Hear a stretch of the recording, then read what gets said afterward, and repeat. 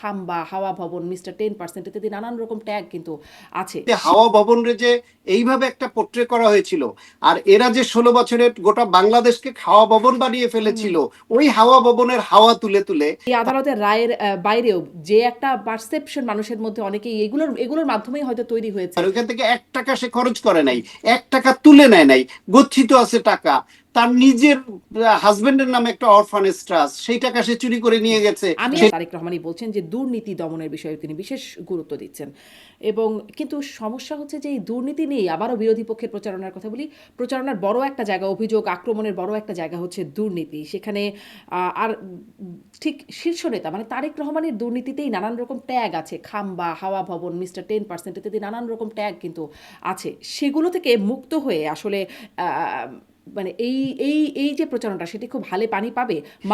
যে আওয়ামী লীগ সরকার 16 বছর প্লাস ক্ষমতায় থেকে, এবং যে 111-এর সরকার 2 বছর ক্ষমতায় থেকে, তারা মাইক্রোস্কোপিক ফাইন্ডিংস গুলা পর্যন্ত অ্যাকুমুলেট করবার চেষ্টা করেছে, সেই অবস্থায় তারা কোনোভাবে তারেক রহমানের প্রত্যক্ষ কোনো দুর্নীতির এমন কোনো এভিডেন্স জাতির সামনে হাজির করতে পারেনি, যেটা দ্বারা মনে হয় যে তারেক রহমান রাষ্ট্রের ব্যাপক অর্থ সম্পদ দুর্নীতি করে এই পাচার করেছেন বা এই সম্পদ করেছেন বা এইখানে তার এই সম্পৃক্ততা ছিল। সেই রকম কোনো এভিডেন্স আপনার হাতে বা আমাদের হাতে এই আমাদের আওয়ামী লীগ কোনো সরকার রাজনৈতিক নেতার বিরুদ্ধে দিতে মানে শীর্ষ পেরেছে কিনা? নেতাদের বিরুদ্ধে এমন কোনো অভিযোগ কি কখনো একদম প্রমাণিত মাইক্রোস্কোপিক বিষয় দিয়ে একদম নির্ভেজালভাবে প্রমাণিত আছে? 111 সরকার আসার পরে শেখ হাসিনার নামে দুর্নীতির নাম মামলা হয়েছিল খালেদা জিয়ার থেকে 3 গুণ বেশি। এখন যত পরবর্তীতে সেটা শেখ হাসিনা ক্ষমতায় আসলো, সব উঠে গেল। খালেদা জিয়ার নামে ছিল 5টা মামলা, সেই মামলা 36টা হয়ে গেল। এইটা ক্ষমতার পরিবর্তনের পরে হলো। এখন শেখ হাসিনাকে যদি আমাদের দুর্নীতিবাজ বলতে হয়, তাহলে পরবর্তী সরকার যারা আসবে তাদেরকে অবশ্যই, ইতিমধ্যেই শেখ হাসিনা কিছু দুর্নীতির তদন্ত রিপোর্ট সামনে আসছে, সব আমরা দেখছি, সেই রিপোর্টগুলো স্বচ্ছতার সঙ্গে আমাদের সামনে হাজির করতে হবে যে শেখ হাসিনা এবং তার পরিবার এই করেছেন। ইতিমধ্যে তাদের যে প্রভাব খাটিয়ে জমি নেওয়া সেটা আমরা দেখেছি, প্লট নেওয়া দেখেছি, বাগানবাড়ি করা দেখেছি, তাদের নামে কিভাবে কিভাবে অর্থ সম্পদ বাড়িয়েছেন সেটা দেখেছি। যদি এটা আরো বড় কোনো এরকম টাকা পাচার, তার ছেলেকে নিয়ে এরকম চাউর আছে যে আমেরিকা প্রচুর টাকা এরকম তো পাচার বহু হয়েছে। চাউর ছিল, মানে বিএনপি আমলের হ্যাঁ, শীর্ষ নেতাদের বিরুদ্ধে এখন বহু চাউর ছিল।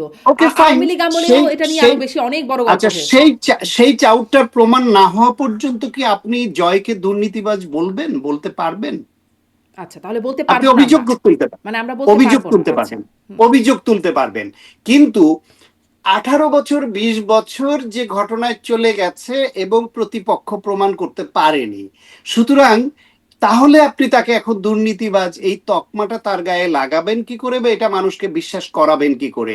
এটা যে রাজনৈতিক তারা তো প্রচারণা প্রমাণ নয়। করেছিল, পরে এসে আবার সেই কারা মামলা মানে সব কারা ইনভ্যালিড হয়ে কারা গেছে। প্রমাণ করেছিল মানে ওই যে বলেন তো, তারেক বলেন রহমানের তো। বিরুদ্ধে টাকা পাচারের মামলায় রায় হয়েছিল না? কোথায় কোথায় টাকা পাচারের মামলা প্রমাণ করেছে বলেন তো, 7 কোন মামলাটায়? বছরের অর্থ পাচারের মামলায় তো তারেক রহমানের কোনটা কোনটা শাস্তি বলেন হয়েছিল। তো, কোন আপনি মামলাটায়, বললে আমি কোনটায়? একটু গুগল করে আপনাকে একদম বলতে একটু পারি যে। গুগল করে দেখান তো কোন অর্থ আচ্ছা। পাচারের মামলায় তার নামে হয়েছিল, কত টাকা পাচার ছিল, কোথায়?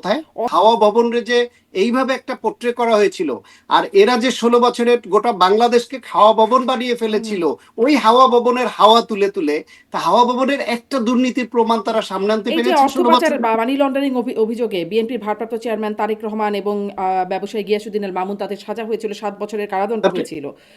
কত টাকা কোন দেশে পাচার করেছে দেখেন তো। গিয়াসউদ্দিন আল মামুনের একটা কার্ড ছিল, সেই কার্ড সংক্রান্ত একটা বিষয়ে কত টাকা সেটা। জি। আপনি কোটি টাকার নিচের একটা সামান্য বিষয় নিয়ে আপনি ওইভাবে মিথ্যা একটা জি। সাপ্লিমেন্টারি কার্ড দিয়ে সে ব্যবহার করেছে, এটাকে বানিয়েছিল। আর সেইখানে আপনার এই হাওয়া ভবন এবং সব নিয়ে আপনি হাজার কোটি শত কোটি টাকার গল্প ছড়িয়েছেন, এবং সেটাও সত্যতা কতখানি সেটা এখন আবার পুনঃ তদন্ত হলে বোঝা যাবে। রাষ্ট্র ক্ষমতায় যখন থাকে তখন 16 বছর ধরে চেষ্টা করে একটা সাপ্লিমেন্টারি কার্ড ব্যবহারের, বিদেশে গিয়ে খরচ করেছে বা কি করেছে, সেই সেই একটা ক্ষুদ্র জিনিস বের করেছেন। আরেকটা মামলায় তার একদমই মানে আমি আপনার সাথে এখানে খুব দ্বিমত করার কিছু নাই, মানে আছে এরকম হয়েছে, কিন্তু এবং রায়েও যে সব সঠিক হয়েছে সেটাও হয়তো বলার সুযোগ নাই, কিন্তু মানে একইভাবে আমি বলছিলাম আর এই কোনো কথা রায়ই যে হয়নি তারেক রহমানের বিরুদ্ধে দুর্নীতিতে, আর কোনো রায়ই তাকে, তার বিরুদ্ধে হলো গিয়ে ধরেন 21 হ্যাঁ, না, এই হামলা। যে অর্থ পাচার মামলায় তারপর রায় হয়েছে 7 বছরের কারাদণ্ড ছিল তারেক রহমানের বিরুদ্ধে। কোনটায় এই যে অর্থ কোনটায় পাচারের মামলায়, অর্থ পাচার মানি লন্ডারিং আইনে করা মামলায় 7 বছরের কারাদণ্ড হয়েছিল। 7 বছরের কারাদণ্ড হয়েছে বললেন আপনি কত? খালেদা জিয়ার নামে আপনি সারা জীবন ধরে উদাহরণ দিতে পারবেন যে হ্যাঁ, এতিম মেয়ের টাকা চুরি এবং দুর্নীতির দায়ে তার বিরুদ্ধে তো 10 বছরের সাজা হয়েছিল, প্রথমে 5 বছর দিয়ে 5 বছর বাড়িয়েছে। সেই টাকাটা আপনি, এতিমের টাকা সে চুরি করলো কি করে? এক অ্যাকাউন্ট থেকে আরেকটা অ্যাকাউন্টে তার প্রফিট বেশি বলে সেখানে হস্তান্তর করেছে, প্রক্রিয়াগত ত্রুটি হয়ে থাকলে সেটা নিয়ে করতে পারে। ওইখান থেকে 1 টাকা সে খরচ করে নাই, 1 টাকা তুলে নেয় নাই, গচ্ছিত আছে টাকা। তার নিজের হাজবেন্ডের নামে একটা অরফানেজ ট্রাস্ট, সেই টাকা সে চুরি করে নিয়ে গেছে, আমি সেটা আসলে দিয়ে সাজা দিয়ে দিলেন। আর ওই সাজার রেফারেন্স দিয়ে আপনি এখন বলতে না, পারবেন ডক্টর খালেদা সাখাত, জিয়া আমার দুর্নীতিবাজ? আসলে উদ্দেশ্য এটা না যে তারেক রহমান বা বেগম জিয়ার আমলে কি দুর্নীতি হয়েছে বা দুর্নীতি তারা করেছেন কিনা। আপনি বলছিলেন যে প্রমাণ করতে পারেন না, আমি আসলে প্রমাণ করতে পারেন না না, জায়গায় প্রমাণ করতে আমি পারে একটু নাই তো। এখানে কথা বলতে চাই যে এখনো ধরেন যারা আদালতে যাদের আদালতে বিরুদ্ধে বিচার আদালতের ওই হচ্ছে, সামান্য বিচার কয়টা হচ্ছে, টাকার সেগুলো যে সেগুলো যদি সাপ্লিমেন্টারি পরে গিয়ে কার্ডের বলে রায় প্রমাণ দিয়েই তো করতে প্রমাণ পারেন না। হয় না। হ্যাঁ, তো আদালতের ওই সাপ্লিমেন্টারি একটা কার্ডের একটা সামান্য বিষয় দিয়ে একটা রায় দিয়েছে, তাতেই তো প্রমাণ হয় না। খালেদা জিয়ার নামে 10 বছরের সাজা দিয়েছে, সেটা দিয়ে তো প্রমাণ হয় না। আমরা তো তখনও বলেছি যে এটা টাকা এক অ্যাকাউন্ট থেকে আরেক অ্যাকাউন্টে হস্তান্তর হয়েছে, টাকা পুরোটাই আছে, 1 টাকা খরচ হয়নি, সেটা সুদে আসলে বেড়ে 3 গুণ হয়েছে।